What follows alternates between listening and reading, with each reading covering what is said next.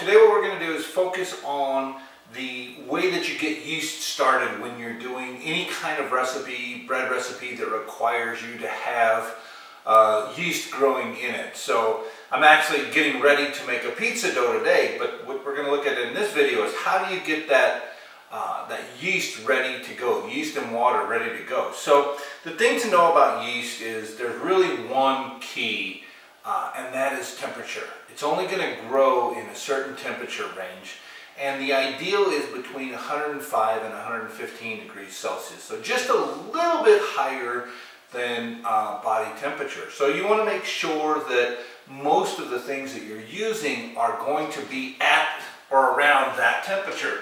So the first thing that I like to do when I'm going to make yeast is I like to get my water warm, and I want to warm up any bowls or anything like that that the dough is going to be sitting in. Get it up to, you know, that warm temperature so that when you put the yeast into it, it's got a friendly environment to grow in.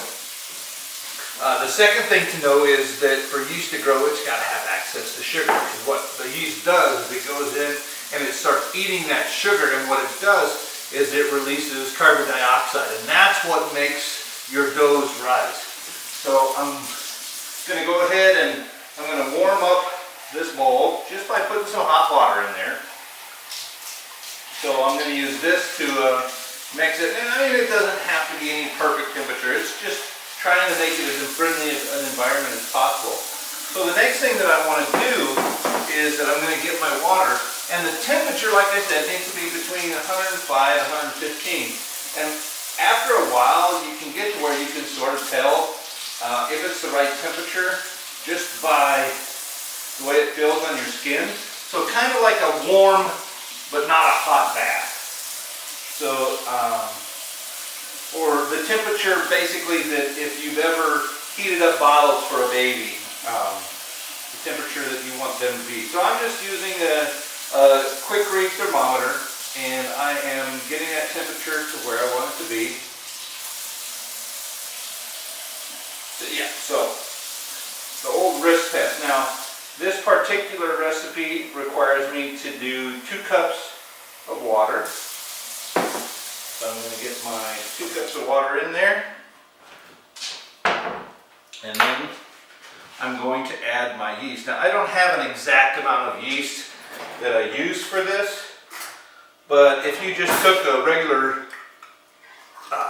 kitchen spoon and sort of just gave it a nice rounded spoonful, that's going to be enough. Or you might do probably 1 or 2 packages if that's what you're doing. And then I'm going to add a little bit of sugar, because it's got to have that sugar to eat for it to get going. And this recipe happens to use olive oil, and the olive oil actually makes it easier for you to see when that yeast starts growing. Because what you're going to do is you're going to add this in there, you're going to let it start growing until you see it well, you'll be able to see it start growing, and I'll bring the camera over here so that you can see it. So I've got a little pour of olive oil there. And then really what it just needs now is a little bit of time. So this has been sitting here maybe a minute or 2, and really just long enough for me to move the camera over here so that you can see it. But if you look inside here, you should start seeing little pockets of yeast popping up, kind of floating up into that oil. That's why I like to use the oil, because it really makes it visible how the yeast is almost exploding into there. And so that's just a really cool component of doing this, is you actually get to watch the yeast growing.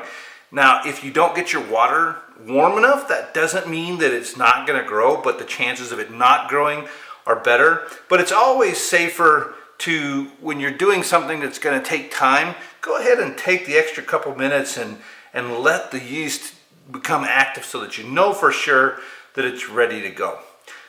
And then you just add that into whatever other ingredients are in your recipe, and off you go. It'll be rising for you as long as you make sure that it stays in a reasonable temperature range.